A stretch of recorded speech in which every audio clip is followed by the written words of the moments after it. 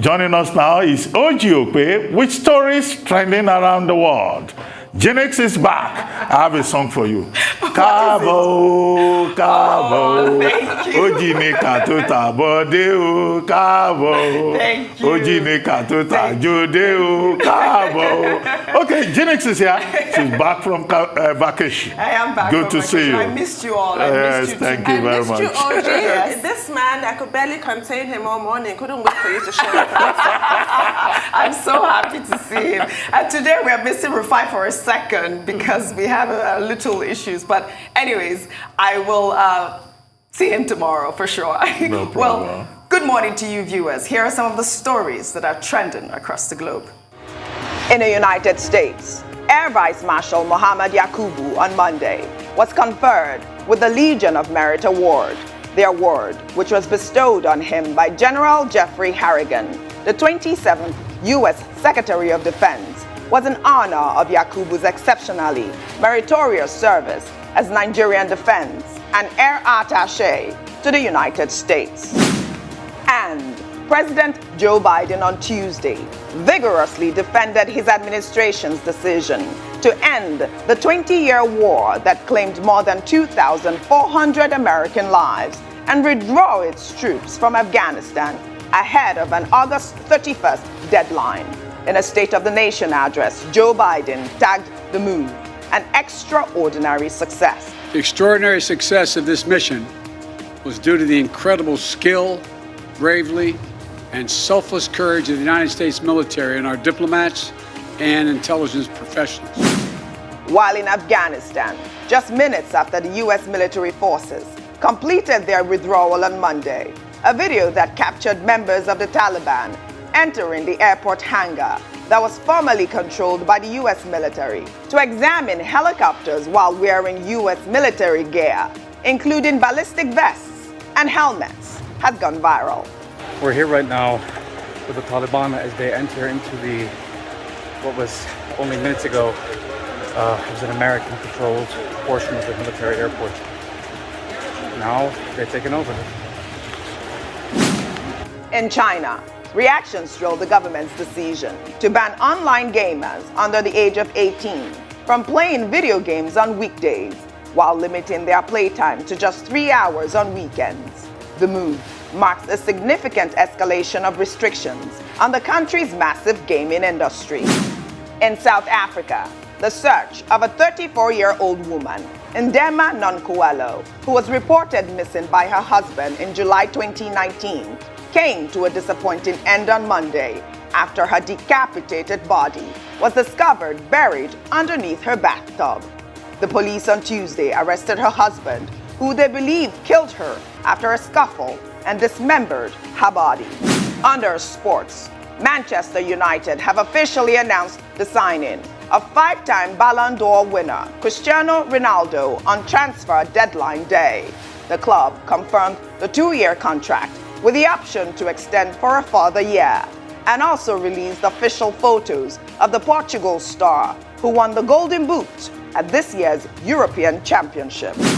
Finally, under entertainment, Nigeria's Grammy Award-winning musician Ayo Balogun, popularly known as Wizkid, has yet again set a milestone with his summer hit single, Essence. The song on Tuesday made history after it was announced by the Apple-owned musical app SHAZAMED as the most Shazammed song in the United States. Well, congratulations to Wizkid. He has done it again. This is the 3rd time he's made history with this particular song, Essence. But I know a lot of people love Thames. You know I'm a woman's woman, and her voice really did it right for this song. Do you Shazam? No, of course I do. You know I do. You know I do. I'm actually even glad that I actually know the song. It's just such a... No, I'm so proud of you. I'm getting too old. Way too old. But I love the song. It's brilliant. So I completely understand why. If I love it, then I can imagine everybody loves it. Yes. Because nowadays I'm like, what is this cacophony? Middle age, or what have you. I figured. No, but I think that persons like Wizkid and the whole of that generation, Davido,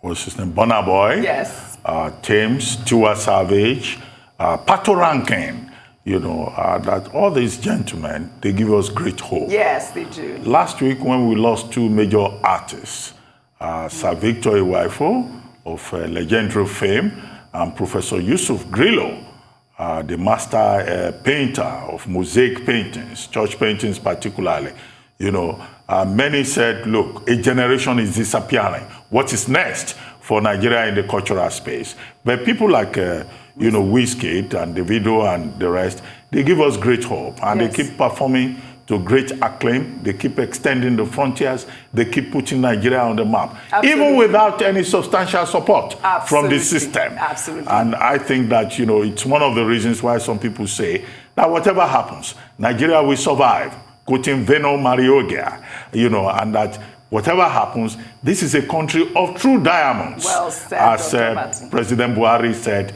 when we're celebrating our 60th anniversary. And those diamonds continue to shine. They remain durable. And we all are proud of them. And we are proud in particular of Wizkid. Some people are now calling him a big kid. He is a big kid.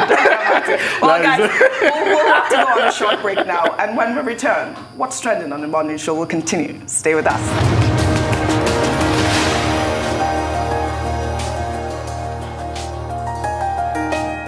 Welcome back to the morning show. Let's continue what's trending in Nigeria. Mary Leonard, the United States ambassador to Nigeria on Monday, attempted to quell the anxiety many Nigerians have expressed over the U.S. withdrawal of troops from Afghanistan.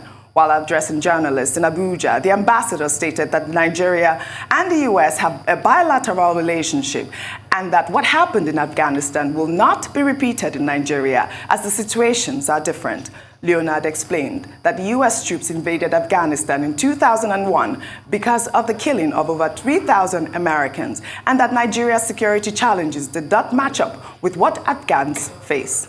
The ambassador further stated that Nigeria's battle with insurgency has propelled the United States to assist the country in identifying the sponsors of Boko Haram and other terrorist groups. I think this is quite comforting for her to say. It is nice to know that the United States is going to continue to back us. But a lot of people are saying, well, first of all, the U.S. have always done it wrong, and they're going to do wrong by us again this time around. I don't know what your thoughts are. Comforting is the exact word that I would choose because, and she's right, however, there are parallels. Obviously, it's not the same thing as with Afghanistan where the U.S. went and bombed it to bits. But the parallels that people are seeing is, didn't the U.S. also give comforting words and assurances that the Afghanistan government would be able to stand up to the Taliban? But no, they laid down and the Taliban came and just walked all over them. And we're also seeing here in Nigeria accusations of collusion within our military. The activities of the military by their very nature have to be secretive, but that also gives room for a lot of speculation. Most of it is quite dark, a lot of suspicion. People do feel that within our ranks, our military is not willing or able, because there are also allegations about the funding of our military, misappropriation and what have you. So they're neither willing nor able in some quarters to really mount a robust defense in the event that who we're dealing with in Nigeria, Boko Haram and ISWAP, in the event that they get stronger allies, that they get more funding, what will then happen to the rest of us? So those parallels are there, and I'm glad that she spoke those comforting words, but I'm going to take them with a pinch of salt and just continue to hope for the best. Yes. Dr. Abati. Yeah, I don't think we can rely on the words of Ambassador Mary Leonard in this matter. As U.S. envoy to Nigeria, I don't expect her at a public forum to say Afghanistan is likely to happen in Nigeria. That would be a violation of diplomatic protocols. Correct. And it will amount to causing unnecessary panic and interfering in the sovereign issues of Nigeria. What was her point? She says the situations are different. Well, if you look at the narrative, maybe the trajectory from the 1920s and when the Americans intervened in Afghanistan, deciding to prop up the Mujahideens, who for 10 years, fought the Soviet Union until the collapse of the Soviet Union in 1991. And then they descended into tribal wars. And then, of course, at the end of the day, the group led by Mullah Omar had, organized as the Taliban and emerged in 1996 and seized power. And then 9/11 happened. and Osama bin Laden was hiding in Afghanistan. And President George Bush decided to launch war against Afghanistan to take out, Osama bin Laden. They couldn't do so immediately until the time of President Obama.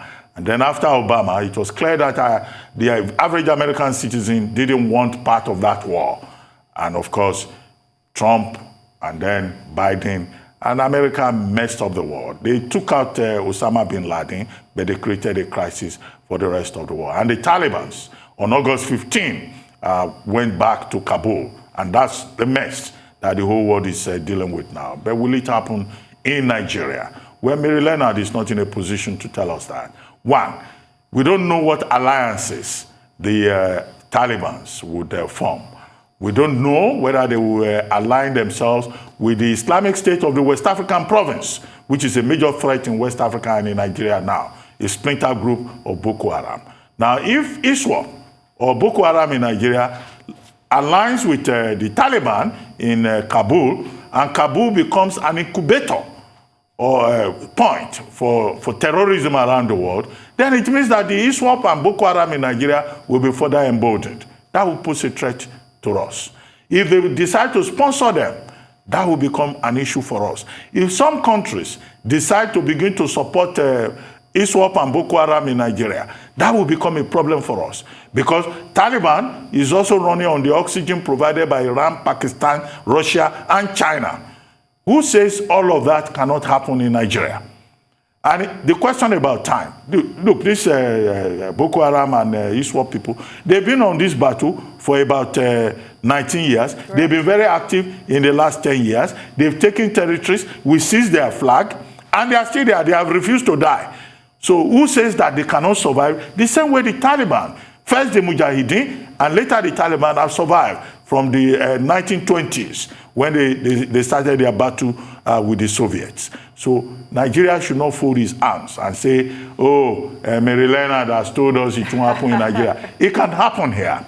So this is why it is important that the Nigerian government must not drop the ball, correct, must continue to fight the Boko Haram and ISWAP and protect us, the Nigerian people, because anything is possible around here. And it looks like this ISWAP and Boko Haram people, they seem determined.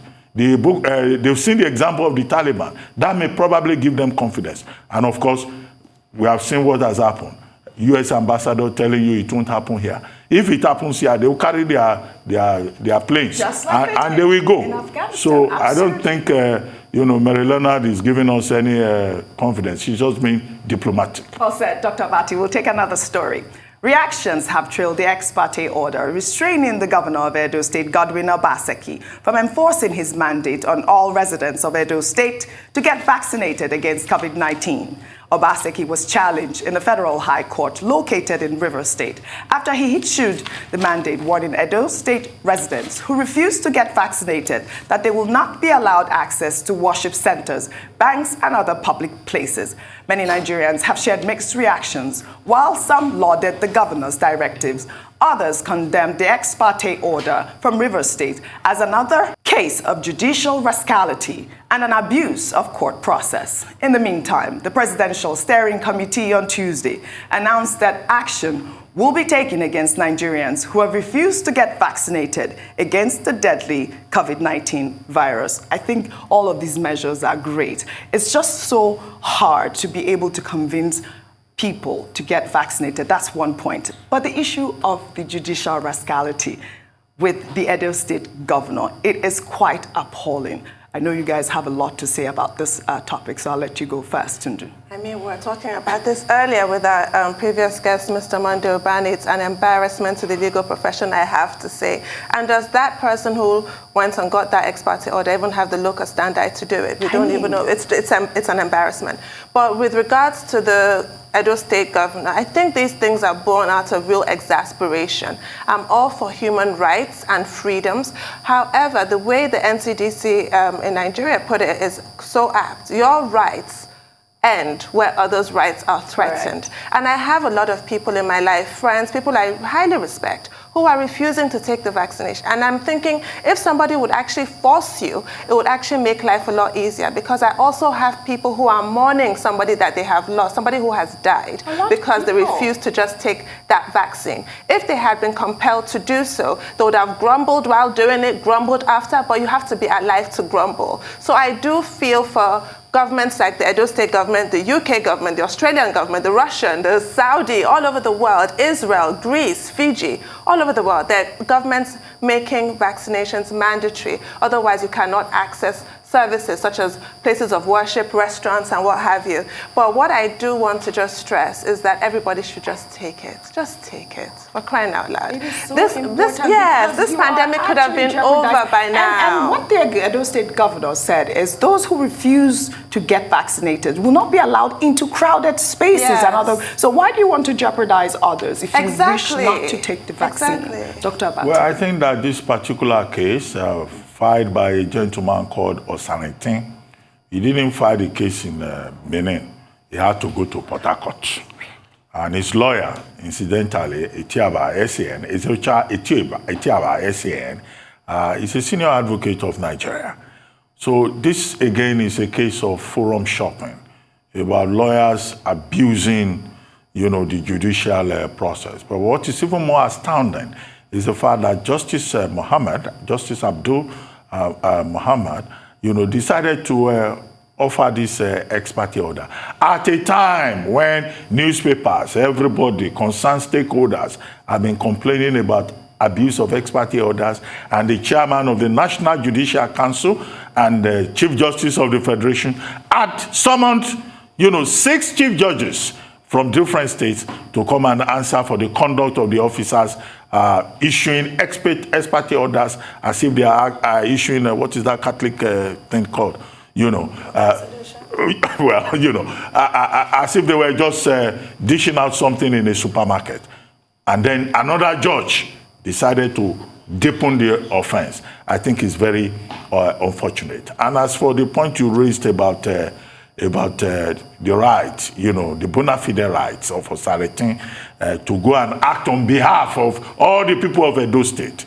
Who is he to act on behalf of the people of Edo State? What if there are other persons who want to take the vaccine and who are happy with the directive by the governor, which is on all fours with what is being done in other places in the world? So, but for now, this judge has issued that ex parte order, and he says that until the motion on notice is heard, all parties concerned should maintain status quo ante bellum. But I don't think this is in line with public policy. Absolutely. Or in line with the public interest. That's all I have for you guys much, on What's Trending today. Thank you. And it's good to have you back. So after this, we'll sit down and we know how you spent your vacation. Absolutely. I'll tell you all about it.